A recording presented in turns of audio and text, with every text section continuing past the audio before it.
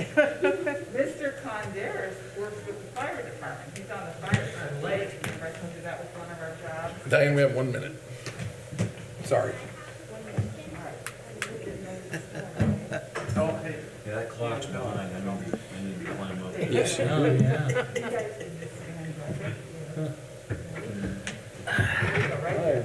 Mr. Fresh. Trying to stand up. You guys ready for it? In a minute, No, I'll call it out. I haven't, like I went to Holler and I haven't tomorrow.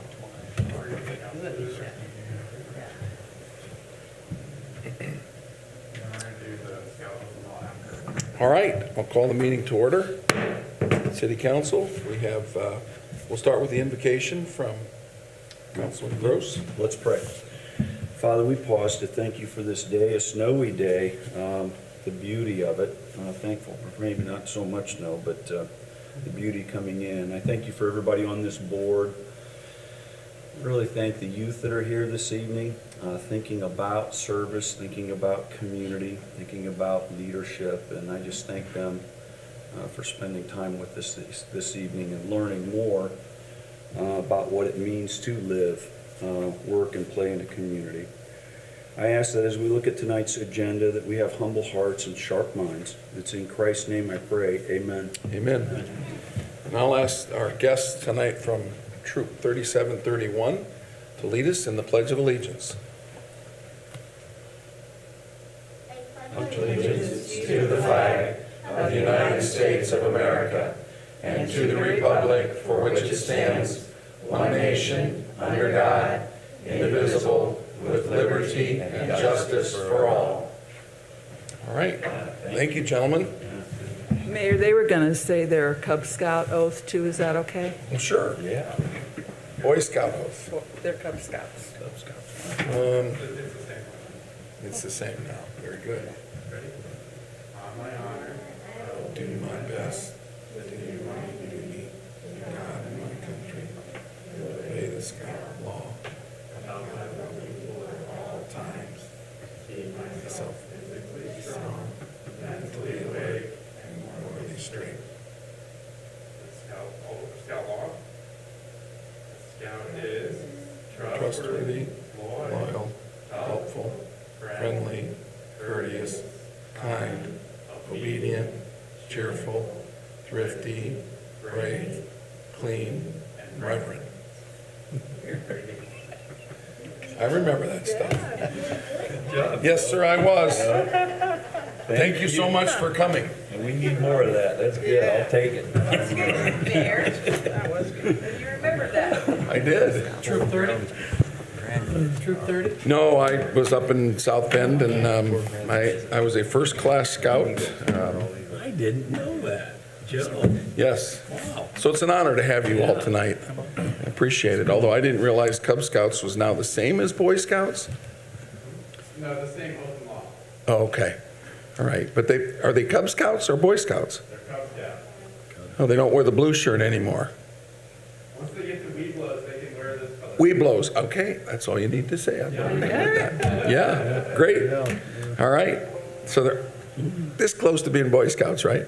I love it. Great. Well, keep up the good work. Sure appreciate it. They get a merit for this? I believe it's just an activity. They don't get merit badges as Weeblos, but it's just, Correct. This is for their aero light requirement. right. Do you guys want to ask any questions before we get started, or do you have any other comments about, I know Councilwoman Quantz gave you a nice tour of City Hall, and we've got a pretty full agenda tonight. There's a lot of business on here. We've got a councilman on vacation that's joined us, Councilman Wilhite, and our city attorney and our city planner. So we're doing a virtual meeting as well tonight. So there'll be a lot going on, and you're certainly welcome to stay through the entire meeting. If the time gets a little bit lengthy for you, we certainly understand if you have to leave. So just stay and enjoy and get your requirement before you leave, though, right? All right, thank you. Okay, For the benefit of all, this Jack Wilhite is online tonight, so every vote will be taken with a roll call. So, but we do have everyone here, 6 here and 1 online. So let's start with the approval of the minutes. We'll test our roll call vote with that. I'll ask if there are any corrections or additions to the minutes. I'll make a motion, we approve the minutes as submitted. All right, motion made by Diane. Is there a second? Second. All right, any further discussion? All right, Councilman Wilhite? Aye. Diane? Aye. Jerry? Aye. Mike? Yes. Josh? Aye. Jeff? Aye. And Cindy? Aye. All right, motion passes unanimously. Again, recognition of our visitors here today, and again, appreciate you coming tonight. Diane, thanks for arranging that. All right, we've got a few reports here. I'm going to turn this over to Lynn. We don't see this too often. I'll let her explain. Besides the MediaCom franchise fee, which is $244.50, I'll let her explain items 2, 3, and 4.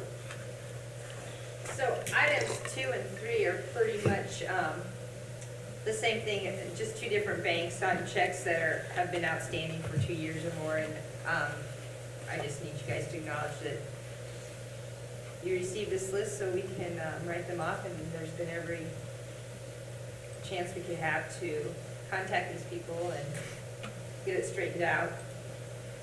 A couple said we didn't know, a couple we didn't hear anything back from. The ones from First Source are for all different sorts of checks, while the ones from Northwest are mostly from the sewage payment. Well, they all are from the sewage payment office and refunds that people were sent after they had moved or whatever. All right. I will just ask for an acknowledgement by a show of hands. This is not a formal vote. Can I just have a show of hands acknowledging this? All right, thank you. All right, the next item is another group of checks from a different bank. Is that correct? Yeah, the first set was from First Source, the second set is from Northwest, and as I said earlier, it's from mostly from the sewage payment office. And one from the UPS store that Nathan said we didn't know for some reason, so. All right. So again, these checks are just taken off the register, is that correct? Yeah, we have to let them go for like 2 years to see if they're cash, and if not, then we can have them written off, so we can get that money back into the appropriate fund. All right, I'll ask for another show of hands acknowledging that group. Thank you. And item 4, this is a carryover purchase orders from 2021. Yes, sir, that is, you're right, we do this every year, and then June-ish, I'll bring back another one showing the reductions, if any, from these POs that they weren't needed for what they were intended for, All right. or weren't used, but they were intended for. And again, I'll ask for a show of hands acknowledging the POs as presented. All right, thank you. Any questions on any of those? Okay. All right, so no unfinished business. So let's jump into new business. Item number 1, Community and Economic Development Director Jeremy Skinner is asking again for an acknowledgement that we have received, the council has received the petition for annexation. The next meeting will involve a public hearing, fiscal plan, and annexation ordinance. But tonight, it's just the acknowledgement of the petition. And Jeremy, do you want to make any comments about this parcel? Just that the Bowen Center has requested this parcel be annexed in. Obviously, they'd like to have Main Street sewer. I've given this to James. There's a sewer manhole not too far away. They'll have to grinder pump in, but that they can connect to the city sewer. And like we talked about for the last couple of months, this will be the 3rd one now. You're just acknowledging receipt that they petitioned, and then I'll put the paperwork together over the next month and present it to you. Jeremy, will this be a residential facility for Bowen Center? Yes. Okay. All right. And again, it appears to be in R2 residential zoning. Questions? Yeah, Joe, Yes. is this land or is this lot contiguous to any of the other property in Warsaw or? Yeah, the adjacent property to it is in city limits and is on city sewer. So this would be adjoining that existing property that's in the city. Okay, Yeah, by state statute, it pretty much has to be. that's what I thought. Yep. Good question. All right. I will ask for an acknowledgement, maybe a little bit more formal, that the request of this annexation petition. Are there any other questions of Jeremy before we do that? All right. Jack Wilhite?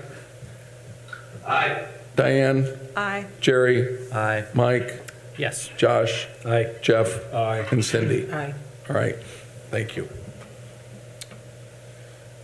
All right. Thanks, Jeremy. Thank you. So item number 2, I talked a little bit at the last meeting about this. And I think what I'd like to do is go through the resolution and then talk a little bit about potential impacts on the city of Warsaw. Business personal property tax is eliminated without any replacement revenue.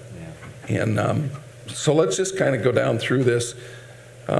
Right now, there is a House bill that's still alive on the floor. So this is a very active piece of legislation as the second half of the session occurs.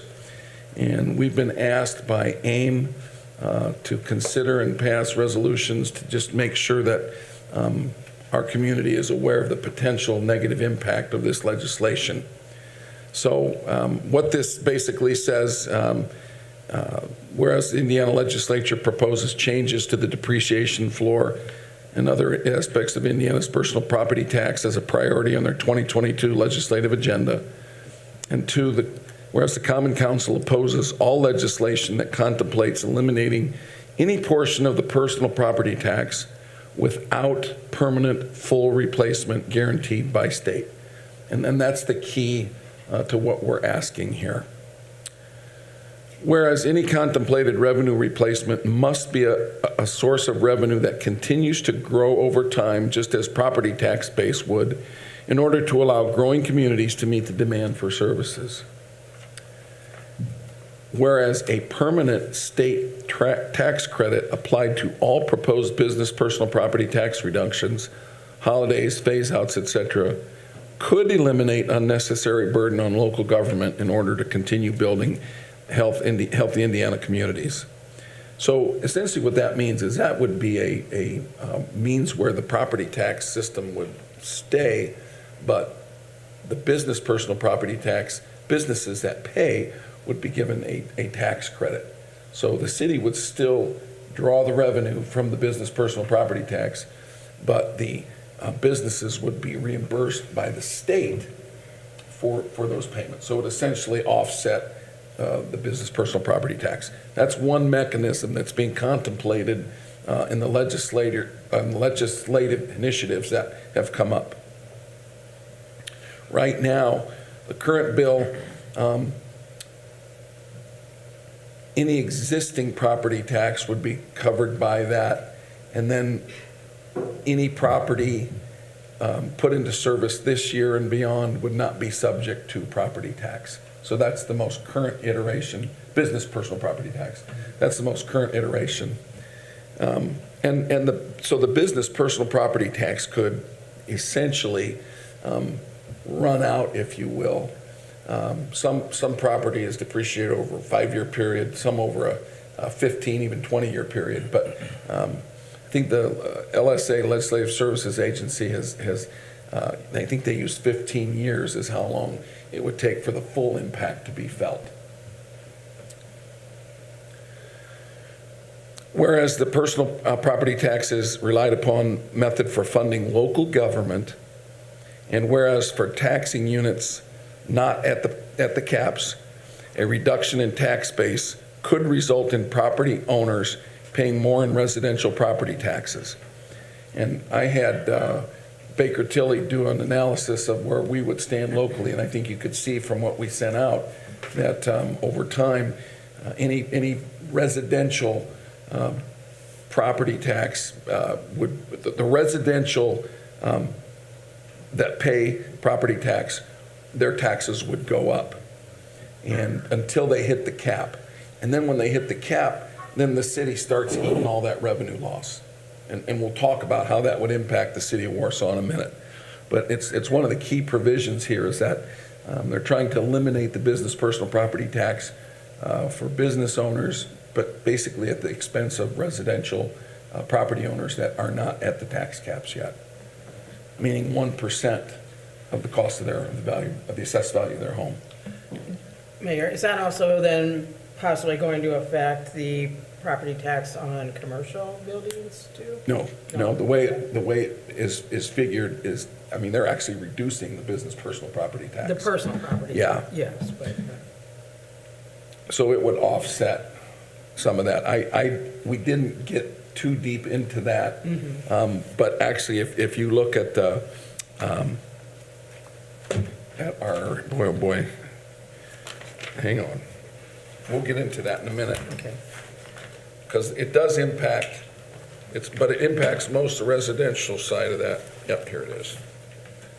And I can answer that for you. Yeah, I just know commercial buildings aren't quite at the cap yet.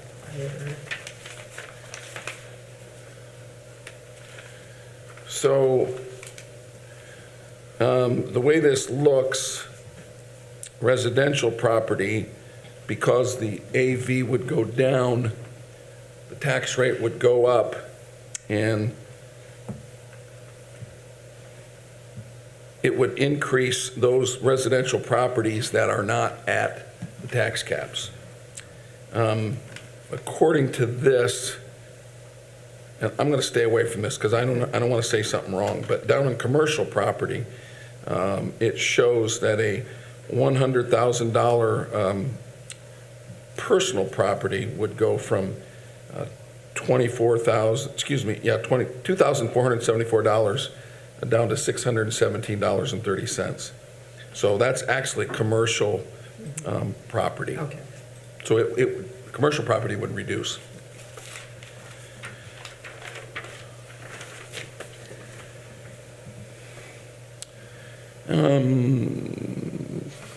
Whereas business personal property tax distributions to local units of government exceed $1 billion in the state, including $321 million in the city of Warsaw, and which represents about 29% of the city's total property tax revenue. So business personal property tax is roughly 30% of our tax revenue, property tax revenue. And the city would lose an estimated $1,600,000 in tax revenues by the tax caps, by the residential hitting the tax caps and then going to circuit breaker credits. Right now, we're, I think, at about 700,000 circuit breaker losses. We go up to, I think it's 2.4, I think, million. Yeah, 2.4 million. So we're 788,000 right now in property tax cap losses. If business personal property tax goes through, within 15 years, we would lose $2.4 million annually from what it is right now. Or excuse me, it's 1.6, because the 2.4 is the total, and right now we're at about 800. So it would be approximately 1.6 million, which shows. So whereas significantly reducing the business personal property tax will have a dramatic impact on the Warsaw Redevelopment Commission's ability to repay tax increment finance bonds, because a significant portion of the revenue backing the bonds comes from personal property. And again, if there was sustainable dollar for dollar replacement, that's what we're asking, because if we don't get that, then we essentially have difficulty repaying those bonds. Whereas the Tax Foundation 2022 State Business Tax Climate lists Indiana as the #1 ranking for property tax, meaning most favorable state for business property tax. Whereas Indiana consistently ranks in the top states with an attractive business climate, yet a community's quality of life is an increasingly greater influencer of business relocation and growth decisions. So the projects that we utilize the business personal property tax for and the TIF revenues is to improve the quality of life in our community. And the elimination of that may make Indiana a little bit more favorable on a macro level, but communities will not have the revenues to do a lot of the quality of life improvements that we've been working so hard on. Jeremy, any comments on that? Are you still on? Yeah, I'm still here. Yeah, I think you stated it pretty well. I mean, you're losing a lot of revenue, you're having some bond issues. I mean, we've managed our bonds pretty well, so I don't feel like we would be overly threatened by it, but our ability to do projects in the future would be severely hampered. I don't see it as an economic development tool that they think it is, because for most of your industry, it's really just going to be passed off on the real property rather than personal property. So they're not getting the tax savings that they think they are. And the biggest impact is the residential. That's where it's going to get hurt the most.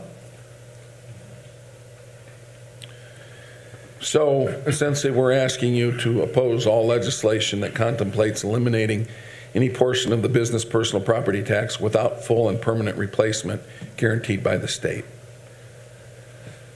So essentially, locally, we've built our assessed value up 34% in the last 5 years, which has created a 10% reduction in our tax rate. And we all know that. We all have been fortunate enough that growth, that investment in our community, broadening the tax base, lowers the rate and has reduced the tax rate for our citizens. Well, the elimination of the business personal property tax does quite the opposite.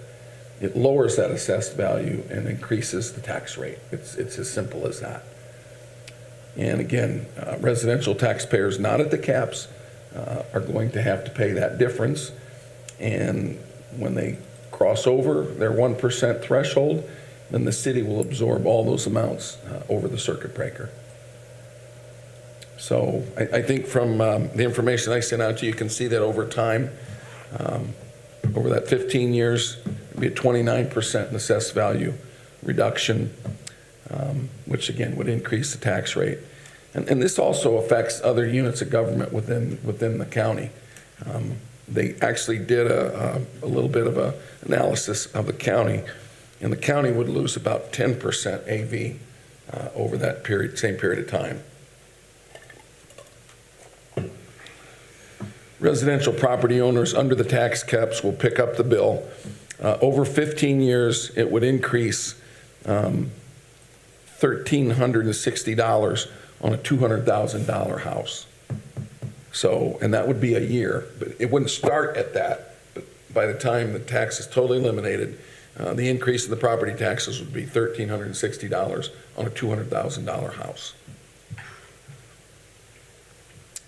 And again, then finally, and I mentioned it already, the city will have to absorb the tax cap losses, which will increase $1.6 million over that same period. Questions?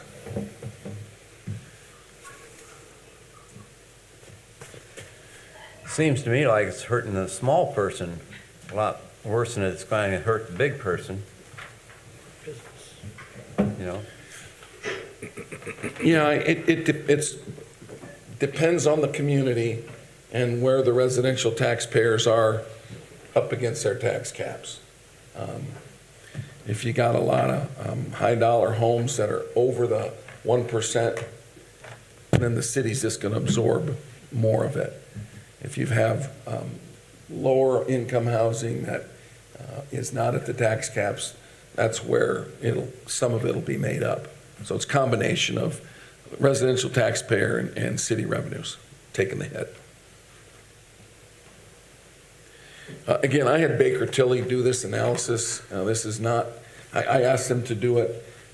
It's impossible to figure the exact impact because they would literally have to go through every tax bill, actually every business personal property return in the city and see what useful life all this property had to figure out how long it would take. Right now, if it hits 30%, you pay 30% of the tax on a piece of equipment. It stays there. That's why it's called the floor. Okay? If they take the floor away, it just keeps going down and down and down, and eventually it goes off. So there's no tax paid on business personal property. So when you hear the term elimination of the floor, that's what it means. It just allows it to peter out, if you will. Mayor, is it safe to assume in your communication with other mayors, it's safe to assume other cities and towns are doing the same thing you're proposing here? Yeah, the AIM, Associations of Counties, AIC, just about every organization that's involved with these taxing units is signing on to this Replace, Don't Erase campaign. So replace the revenue, don't eliminate the revenue. Yeah, I believe our school board just passed a similar resolution a couple weeks ago, because it will affect schools and libraries. Schools, libraries, townships, county, towns. Yeah. Mr. Mayor, Yes, sir. when you say that the city will absorb this loss, can you state that a little bit more plainly, what you mean by absorb it? Lost revenue. Okay. So when we figure our budget right now, and at the levy, we get the full levy. However, was it, Lynn, 788,000 of property tax caps is held back. They can't collect By that. absorb it, we're not saying that, We're losing it. We're losing the revenue. yeah, we're saying we're losing it. We're not making it up. No, we're not. Unless we raise our rate. And which you can't. Once you hit when you hit the levy, you're done. Yeah. So I would ask that you consider approving this resolution. We'll forward it on to AIM, and hopefully they'll use it to try and persuade the legislature to provide a sustainable level of replacement revenue if this is what happens. Is it possible? Mr. Mayor, Yeah. I would move that we accept resolution 2022-0201. All right. Is there a second? Jerry? Yeah. All right. Mike, I think you had a comment. I was just going to ask, is it possible that the legislature will do nothing? In other words, if it ain't broke, don't fix it, just leave it as it is? It's certainly possible. Yeah. I know the House made it part of an overall tax reduction package and then kicked it on to the Senate.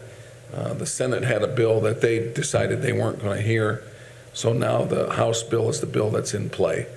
And evidently if I understand it correctly, the Senate puts their spin on the bill and then they send it back to the House and then they decide in conference committee what, if anything, they're going to do if it passes out of the Senate. Is that correct, Jeff? Doing great. That's Yeah. perfect. So tomorrow night we have a legislative dinner in Indianapolis that we hope to have further discussion about this. So will this go to our state legislators to direct to them?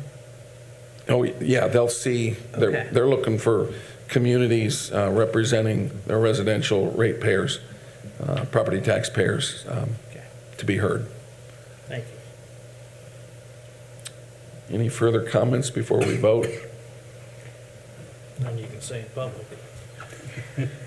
All right, Jack, Aye.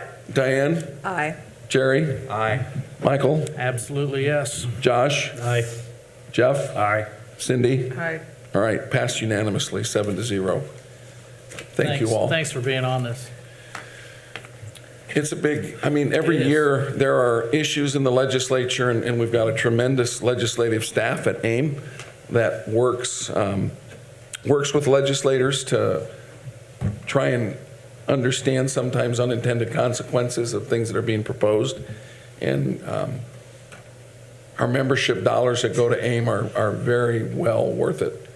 And this is an example of our organization being on top of this, and along with, united with the other organizations, other municipalities, or counties, townships, schools, libraries. Thank you all. Thank you. All right. Okay, so thank you all. I appreciate it. Absolutely. So let's move on to Resolution 2022-0202. As you know, the ARPA distribution for the city of Warsaw was $3.429453.92 million. And that money, I think half of it's been, We've received half of it, and there'll be another tranche this year. We also, or you also, last year, during the budget hearing, approved a budget for this amount of money to allocate those funds and put them in play for the year. This is a further requirement by the Department of Treasury that we discuss and pass by resolution a funding or spending plan of those dollars. So what we're going to do tonight is we're going to walk through. I've had a committee of 3 of your council members. We've sat down and gone through this. I've made some adjustments, tried to keep it at that $3.4 million level. So we're spending what we receive, and we don't budget anymore for that in this spending plan. But I will tell you that this plan, you'll notice, let's go down to the attachment first. That shows the amounts, the local amounts. And I want to explain this, the way I drew this up. So last year when I put this together,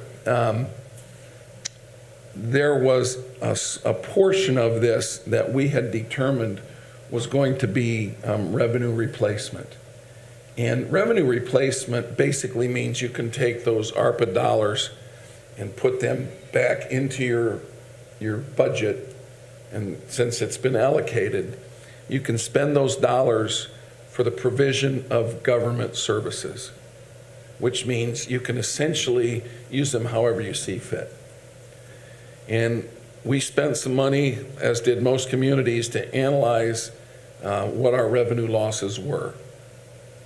And I think, Lynn, we came up with about $3.1 million. Baker Tilly had, I think we shared that with you, was considered revenue replacement. So of that 3.1 could essentially be put back in as revenue replacement and spent for the provision of government services. And more importantly, that minimized our reporting requirements. So Lynn will still have to report how these funds were used, but the restrictions on the funds are not there that were in the other buckets. And you'll see revenue replacement was one bucket. Then you go down where it's italicized, it says infrastructure projects, then the economic effects of COVID, and then the last one would be the provision, it's payroll, but it would be the provision of services in light of the COVID. So I originally had these different projects separated out into those different buckets that we were going to be required to report and comply with all of the Department of Treasury rules. It tells you how you're going to use them and how you have to use them and how you have to report them. Well, what was it, Lynn? About 2 months ago, the Department of Treasury came out with their final rule. Right after we got the report. And basically said, well, for all units of government, we're going to allow a $10 million allowance for replacement revenue. So all our calculations were really for naught, and essentially, I wish we were getting 10 million, but we're only getting 3.4. So every bit of this $3.4 million is now considered revenue replacement. And that's how I tried to characterize it in this proposed spending plan. You'll see I highlighted revenue replacement and then the full amount there. I did leave everything else underneath there because a lot of these projects were in the spirit of the legislation of how the government wanted it spent. And, again, we looked at stormwater projects, infrastructure projects, battling the economic effects, the mental health effects of COVID.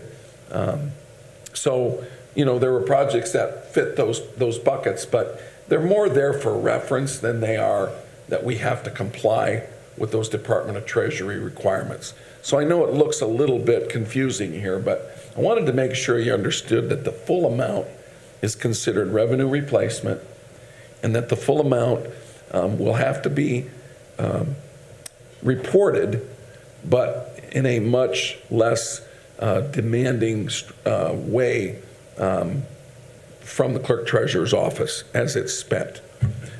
Lynn, any comments on the reporting? No, I haven't tried it yet, so I just know it keeps, we're gonna have some more stuff on it here. It continues to evolve. The rules keep changing, as we've seen. But the final Department of Treasury rule is out. So what I've done, you'll see the rules say that the money needs to be allocated by December 31st of 2024, and it needs to be spent by December 31st of 2026. So what I did was I split some of this up over the next 3 years, just to show that, to show you all that not all this money needs to be spent. Right now, it's all allocated for this year, and we could spend it all in this first year. But I wanted you all to understand that this money can be used and is available to be spent for the next 3 years. So then with the council members who helped me, we went down through projects that we felt were important, and we kind of adjusted some dollars amount at the request of the council, but also to keep it underneath the full amount of our share. Now, you will notice these are all whole number dollars. None of this is exact. The only thing that's exact was the $9,454 I put on the top because that was what I wanted to budget the entire amount. But everything else was pretty much whole dollar amounts. And we will ask that any of these projects that have budgets and full amounts and requests come back to this council so that these dollar amounts are buckets for these certain projects. But at this point, we don't have any specific requests other than what this spending plan does is it sets forth to the public our first pass at how we're going to spend it. If a project comes in under budget, if a project gets funded in an alternate method, and the funds aren't required for that specific project, they can be, as long as they're in the category in the budget that they apply to, they can be spent for other projects.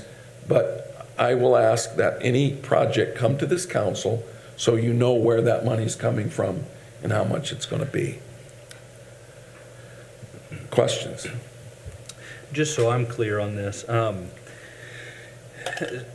so under, let's just use infrastructure as an example. If we feel at some point in the next 5 years, or 4 years, I guess, that, let's say stormwater doesn't need the whole 500,000, Sure. and there's a separate need that's not on this list, we have that flexibility. This is simply just more of a, I don't want to call it a placeholder, but kind of a first pass. Yeah, again, it gives the public an idea of how we're looking at spending this. Okay. Jack and I had a talk today about this, and the infrastructure was pretty much spelled out, Department of Treasury, that it could be water projects or fiber projects. And, around here, we've got lots and lots of stormwater projects. And that's why I thought it would be helpful to stick some money into the stormwater projects. And the money that's in there now could be spent very quickly, given the number of stormwater projects. I was just using that as an example. No, but it's a good Yeah. question. It's a good question. In fact, I want to go through each one of these projects so that, we kind of understand where we came up with this. And those that were on the committee, Jack and Diane and Cindy, we had discussion about this, and I'm sure they can jump in as we need to. So the very first one was emergency streetlight replacement. We've talked about the issues we've had with our streetlights. We've had some concerns with the corrosion of the base of those streetlights. We've inspected them. We've gone back to the company that built them. They've been very responsive, and we're trying to work with them to come up with a dollar amount to replace those streetlights. They're essentially 15 years old, 16, 17 years old. So we anticipate the city will have a significant cost to replace them. And there's potentially, we want to make sure that we get them replaced before the corrosion causes a problem. And there's a lot of factors to what's happened, but this was a cost that just absolutely came out of nowhere 4 months ago. So I had 700,000 in there. It could be less than that depending on what the company comes back with. It could be more. We're looking at not only the replacement of the lights, but we're also looking at potentially the installation cost and running potentially new wiring. So there's a lot to that project, and we don't have a choice on this one because of the potential safety if that corrosion would get worse. So we're trying to be proactive on this. Questions? The second one was a neighborhood infrastructure improvements throughout the city. We know that there's areas in our neighborhoods where potentially sidewalks and curbing are in not good shape. There is a cost-sharing program to do that, but there are areas where that potentially will never happen if there happens to be a vacant lot. Some of our roads have been overlaid so many times that the curb's almost non-existent. So there's a lot of use, and again, I wish we had more money to do this, but I thought the council made a great overture to try and put some of this money into our neighborhoods and try and spread it out. So we've been working with street department, and we're going to let Dustin kind of prioritize his needs. He's obviously got other resources to do some of these projects, but this would allow him over a 2 or 3 year period to do additional projects that would certainly come into the neighborhoods and have an immediate impact. And I think this might be one project where you'd see the advantage of spreading it out over the 3 years, because he asked if they could do it in-house. It's a significant savings for them to do it. So if they could absorb some of that work as a street department. And I don't know, were you going to mention, Mayor, just that the council would be talking with him then? Well, the thing I want to mention first to what you said was, they've only got so much capacity at the street department. And we don't want to overwhelm them from other things that they have to do. But Diane makes a great point. If we can keep the work in-house over the next 2-3 years, we can stretch those dollars significantly. And I think that's the other nice thing about us having control over these funds, to be able to use them for the greatest impact. So, but we're just... When you're talking over capacity, we're talking labor and just time for them to get all their other duties done and to be able to do something like this, correct? Yes, absolutely. So again, those projects, we're going to try and spread them out to all different areas of the city. And again, we're going to have street superintendent, work with the group here, with council, if you've got specific areas that you're concerned about, and if it's in that plan, certainly we can make some things happen. So again, I kind of split that one up into 200,000 over the next 3 years, but it again, depending on capacity, it could be more or less in a year.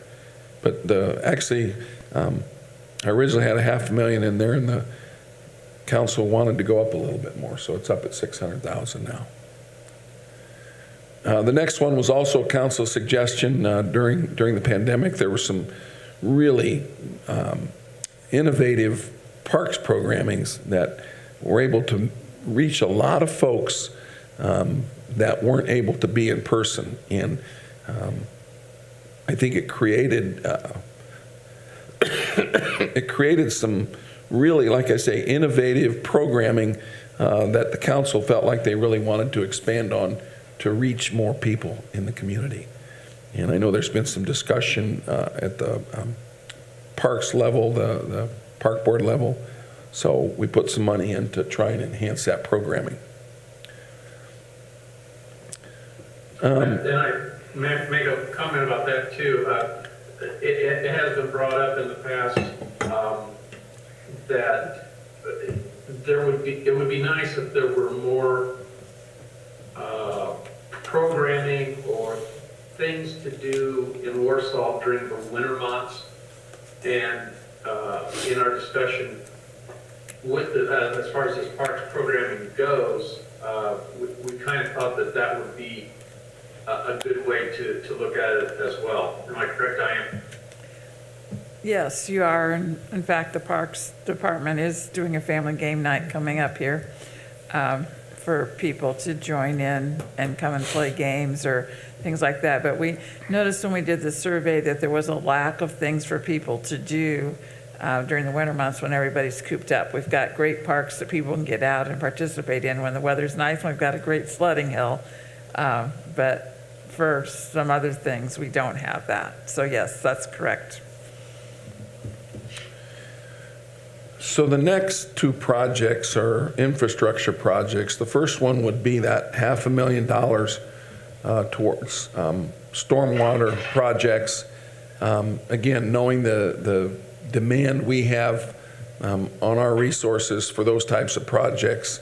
And this was a bucket that was specifically approved by Department of Treasury for stormwater or wastewater or drinking water projects. So it made perfect sense that we allocate something towards that. And again, you know, that money could be spent on any other infrastructure project, or it could be totally taken out of here and moved somewhere else. But you know, this right now is the intention is to try and help the stormwater department plan by giving them some resources. The second item is in discussion with the Kosciuszko County. We started several years ago, pre-COVID. The city was brought to the table to help cost share for the new emergency communication towers that allow the new emergency radios to communicate significantly better. They can even, basically, a portable radio can communicate with someone at the state. But you have to have these towers in place. And due to the topography of our county, there was 3 towers that had to be erected to allow all the volunteer fire departments, all the emergency services, both county and city and towns, again, as well as the volunteer fire departments, to be able to access that common emergency communication. As that project evolved several years ago, we knew that one of those towers was going to be right here in Warsaw, and we certainly felt it was important that we are at the table to participate with the county. As this came up, as it continued, as it progressed, there were some grant opportunities. I don't know all the details, but the county basically said that they were going to continue with the project and they were going to fund the entire project. And so we were still involved, but not to the point of having to come up with a pretty significant amount of money. So as this has wore on and as the construction of these towers has begun and as this project has continued, as you can guess, with every other project, there's been some pretty significant cost increases and overruns. And in talking with the county, I know about a month ago, the county purchased, if you remember right, purchased all the mobile radios for our emergency vehicles with their ARPA funds. And in discussion with them, I was made aware that they were running into some issues funding this entire project, and I felt we came to the table originally, and in that collaborative spirit, and with the more importantly the importance to be able to serve our entire community in the event of an emergency, I offered that we would come back to the table I'm asking for $500,000 to help them with their project. And again, this is just a placeholder right now. We'll get the information to back that up. But I believe that is the amount that will help them with some of the cost increases that they've had. And again, I in my heart feel like that our police and fire are going to benefit from this as much as anybody in the county, and we should be at the table for this. And Mayor, if my memory serves me correctly, wasn't the total cost for the emergency tower project and all the radios and the equipment somewhere in the neighborhood of upwards of $6 million? Yeah, I'm not going to quote an exact amount because I don't know what it was when it started. I don't remember, but I know it's gone up, and I'll just, Yeah. I'm not going to. Well, my point is, we're anteing up, and it's a pretty small portion of the total project, and Exactly. we're going to really be getting way more than we're paying for. And thanks, Mike. This type of investment in emergency communication, takes us to any type of emergency situation, be it weather-related, be it a pandemic, as far as when there's the need to communicate and maybe hospitals are being overrun, diversions are occurring. These are just better ways for our community to respond under any type of emergency. And you're exactly right. I think this is a small amount compared to the benefit we're all going to gain. And I think it helps us leverage, look what we're going to get for $500,000. But more importantly, I think it's critical that we partner with the county on this for many reasons, but most importantly, so that we get this thing done and that we'll be able to provide that service. The next projects look at the impact of COVID on your community and ways to help mitigate some of the things that have happened. I'm asking for $200,000, and I've mentioned this before during our budget time, that our CARES program that addresses the mental health needs, emergent mental health needs, as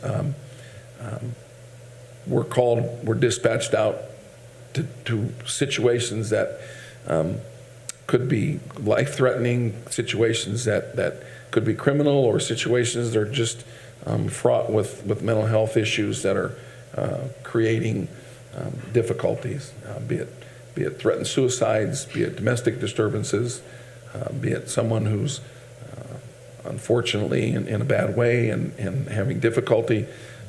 Having trained personnel to be able to interface with those situations in an emergent, on-call, dispatched way will save the community a significant amount of resources. And we've patterned this program after City of Fishers. We've taken our time to develop it and develop our partnerships. and the program is starting this year. I know Chief Wilson and Chris Fansel are right now running the program, and I feel critically important that we pledge support for a couple of years till they get their feet on the ground. They'll be bringing in, Parkview is going to come in and do critical incident training, CIT training for all of our guys, and we're just starting off with that that mental health issue that we want to be able to better respond to it. So, testing, vaccines, and translation. I just put 50,000 in there because I don't know how long this is going to keep going. We've spent a significant amount of CARES money on testing and on vaccines. We went out and engaged underserved populations to try and make them aware of the health concerns and create opportunities for them. So we've spent a reasonable amount of money on that. I know the Northern Indiana Hispanic Health Coalition was a big part of that, and we're able to fund a lot of their efforts. But, more importantly, just for our entire community, providing testing sites and personnel, the 50,000, I hope we don't need any of it. But we've got to have it there, and that's a specific bucket that the ARPA funds were designated for.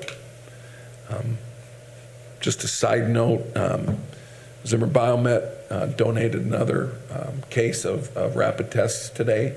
So that's about 1,054 tests, and this is their second donation.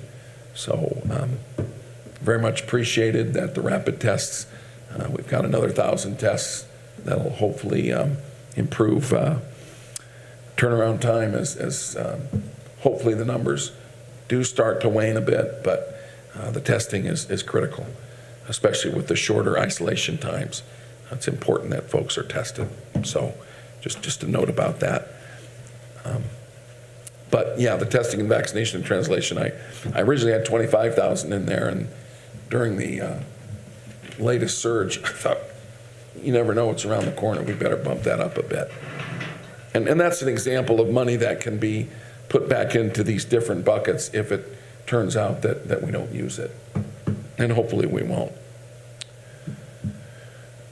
The next is something that we discussed when we were talking about our non-for-profits this year, the funding that we do during our budget, the amounts that we allocate for the non-for-profit requests. This gives a little different bucket of money for businesses, non-for-profits, small businesses that have been negatively impacted by COVID. And I know we talked to Cindy about trying to develop a application process and come up with the protocol and the requirements. Again, that needs to be developed, but we thought it was important. You see, I spread it out over 3 years, again, to be determined. The Launchpad initiative, the $250,000 is a affordable child care initiative for affordable child care in our community. We're in a really critical spot right now, being able to provide those types of services that directly impacts our workforce. And Sherry Searles with Rob down at the chamber are doing a great job looking for innovative ways to create healthcare opportunities, affordable healthcare opportunities. And I talked to Sherry and said, if we can figure out a way to incentivize folks to create more opportunities, I want to be able to help. So again, nothing specific there. We will require an application and a complete program that we'll go through, and then we'll come to the council with that before we allow the Board of Works to spend that money. Air quality in public spaces. This was one of the initiatives, one of the buckets in in Department of Treasury guidelines, we're having some issues here in City Hall with some things that weren't installed properly. Let's put it that way. And it's not impacting the air quality when it works, but when it doesn't work, that's a problem. And we've spent some money to replace it, and we've got to look at a permanent fix to this. So again, I just put an amount there, not knowing where that's going. But again, that's another, what I would consider, I'm not going to call it emergency because we've had this problem for about 6-7 years, but here we are, we need to get it fixed. So, and then finally, I just put payroll down there, 200,000. That's essentially what we've got listed in our allocations in the budget. This could be used for many things. We don't have anything real specific at this point, but those funds have been, there's potential Treasury guidelines that allow those funds to be spent on some payroll issues. If we put this money into revenue replacement, we could use that money to potentially attack some of the low wages that we're, I should say, wage inflation that we're dealing with, and that's certainly another possibility there. But again, nothing's been decided, and that will all come to the council as we make those decisions. So, I've talked enough. Questions?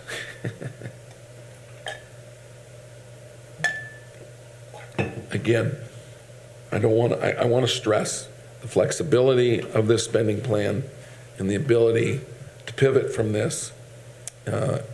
Again, all done either through a transfer ordinance at this body or a approval of a specific project at this body. But this gives us a start. And if all of a sudden I need $25,000 for rapid tests, I got it. Just as an example. Hopefully I won't. So what I would ask is that you consider this resolution as our funding plan to go along with the allocation that you've approved for the 2021 budget, and that gives us the opportunity to start utilizing some of these funds to fund some of these projects that we've talked about. One thing we didn't really address yet, though, but was why even have a spending plan if it could all go into revenue replacement? And we just felt like this money, we wanted to be very transparent as a council as to where we were looking to use this money. There's been lots of questions, how are you going to use all this money Warsaw's getting? So this makes it very clear to the taxpayers about where we think that money should and could go in order to benefit the greatest number of citizens that we can in ways that were impacted by lost revenue and projects we weren't able to get done, things that need to get done in order to improve our quality of life and make things going better forward following the pandemic. And I don't know that we're ever going to have a following the pandemic, but I guess until it's more under control and we can go about our daily lives without as much restriction. So, but I just think that's one important piece maybe we left out was why even have a spending plan. And it is to make that very transparent, and then to also, because we do know we have some immediate needs, to be able to start using that money for some of those immediate needs that we have. And the spending plan is a requirement from the treasurer. Yeah. There is that too. But we made ours a little bit more specific maybe, but just so that it's very clear and transparent. Oh, ours isn't specific. And it's fluid. We saw one that was 16 pages long. Yeah. And I truly feel like having that flexibility, because we don't know what we're going to be getting into in these projects. And I honestly believe that, we've seen the significant inflation in these projects. Sitting on this money and not doing anything with it, you're going to lose the spending power of that money. There's just no doubt about that. So if we can identify projects that we can make a difference with, and again, I'm looking at this emergency communication tower project. That's a project that's pretty much ongoing. And by the way, I'm pretty sure that the county used ARPA money. They were able to utilize some of their ARPA money for this project as well, which is very helpful. So there's an example of being able to spend that money, leverage that money with county funds, and make an immediate impact. So, yeah, you're absolutely correct. Yeah, I know with the inflation's going up, my daughter's running into this all the time now. Why, the faster you can get things done, well, the better off you're going to be, because a year from now it's going to be another 10, 15%. Well, and the time to get materials is, and I think we talked about our parks project. It's going to take 10 months to get the engineered steel, and I don't believe it's getting any better. And the costs are going up. So I think we need to take advantage of that revenue and do as much good as we can for the community. Mr. Mayor? Yes, sir. I like the way that we have flexibility with this. At the same time, we could get the spending to a point where we're not exactly understanding that it's almost gone. Is there some way that we could have like a report each time somebody asks for their project to be funded, that we get this page again, or something similar to it, with that amount deducted, what we got kind of like a balance, so that we're understanding how quickly we're burning through it, and we don't miss some important projects that we wanted to take care of because maybe we're overspending in an area. I'd just like for us to look at something like that. Well, I think, Jack, I'd explained that I'm going to bring every project and every specific request to the council. So it's going to be out there. Yeah. Jack, I'm planning on I was just thinking of giving us a bottom line each time, what we got left. There will certainly be an accounting. You can bet Lynn is not going to let us overspend. I have an Excel spreadsheet that I've started. Obviously, there's nothing spent on it, such like we do for our SRF thing, our SRF funding. When every time there's a draw, I have a bottom line of what's left. So, if that's something that might be helpful. Yeah, it'll certainly be accounted for. Yeah, that sounds just exactly like what I was thinking of, if that was just put in front of us each time it happened. It would be for the total amount. It wouldn't be what Joe has put into the bucket for everything of the different sections. It would just be the total amount with our starting point and where we are at the time of the draws. I mean, certainly we're going to keep track of a specific project. If a stormwater project comes in at $200,000, it's going to be very obvious there's only $300,000 left. We'll certainly keep that up. And that's always available in Lynn's office. And as we discuss where these funds are coming from, we can certainly discuss the balance, if you will, in that bucket. So. Okay. I would just like to say the committee that worked on this, here we go again. This is serious business, a lot of money, and huge amount of work by the mayor, Lynn, department heads, etc. But here we had members from our side of the table, Cindy, right? Mm-hmm. Diane and Jack, working through it with them. I just think it's good government, and another example of, I feel more comfortable knowing all the hands that have been on it as we consider a vote here. And I want to thank this membership, our side of the table, and the mayor's willingness to work with us to have all these committees. I know it's time consuming. I serve on a few myself, but it's so valuable, and I appreciate the three of you this time, so. It was a very good experience, and I have to say, it was pretty exciting to think about maybe doing some projects within our neighborhoods that we might not normally get to do, and, or that would take us a long, long time. So it was very rewarding.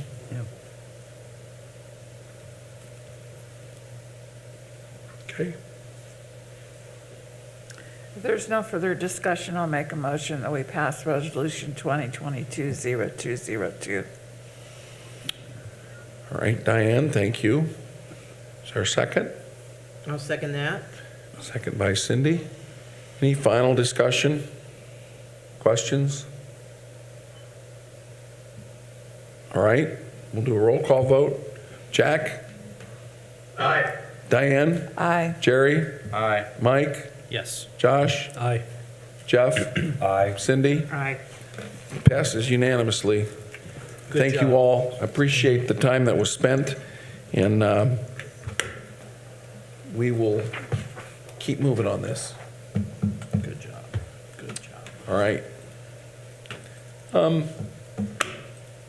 only other matter before the council, I just want to make sure, and I know this is preaching to the choir, how hard our street department, all of our emergency services worked. Police, fire, parks, utility, they all chipped in. Each department volunteered to help Dustin and his guys plow snow. It was a great team effort, and we got together about 5 days before the storm, and it's just what makes this city and our employees and our department heads great. And thankfully, you know, we prepared for the worst. We're concerned about power outages with the wet, heavy snow and the wind, and never had much of that at all. So we came out of it pretty good, but it doesn't mean there wasn't a group working their rear ends off to get it done, and they did a great job. So just public kudos to them. If I may piggyback off that, my Borden recycle pickup day was Wednesday. And I had my can out there, my tote, and they didn't come, so I brought it back in Wednesday evening when the snow was really starting to pile up, because I wanted the street guys to be able to plow and push the snow where they needed to. And I noticed today a lot of those totes are still out in my district, in my area, in the southwest part of the city. I don't know where they pick up on Thursday, but I don't think they picked up Wednesday or Thursday of last week. So I called Borden today to ask them if they were going to have a makeup day, and they told me no.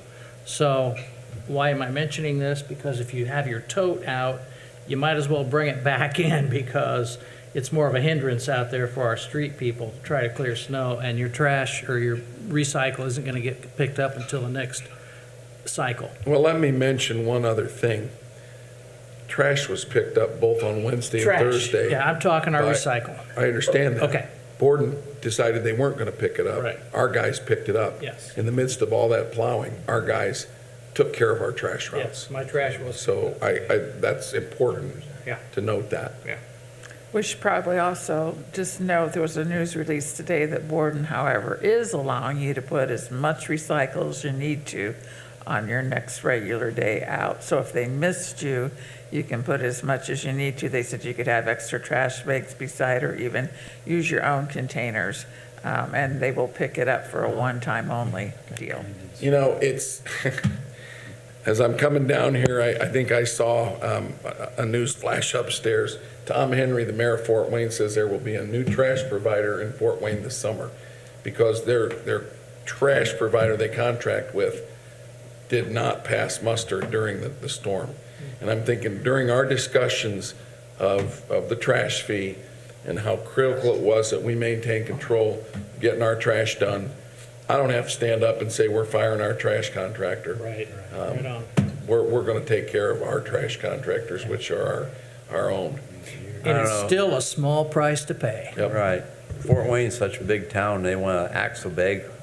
They should have their own trash people. Each community has to make that decision, but I That's think for it's sure. worked well Good here. point. That's right. Yep.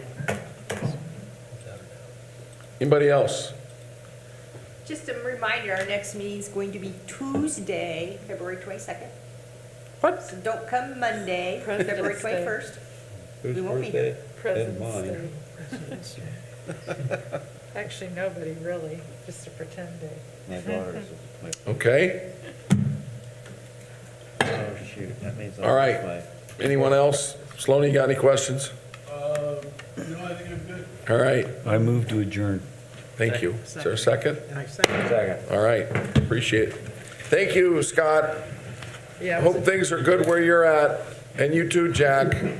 It's great to see you all. It was interesting to No. see the utility plow trucks come through downtown. They were like. Oh, I didn't see that. Yeah,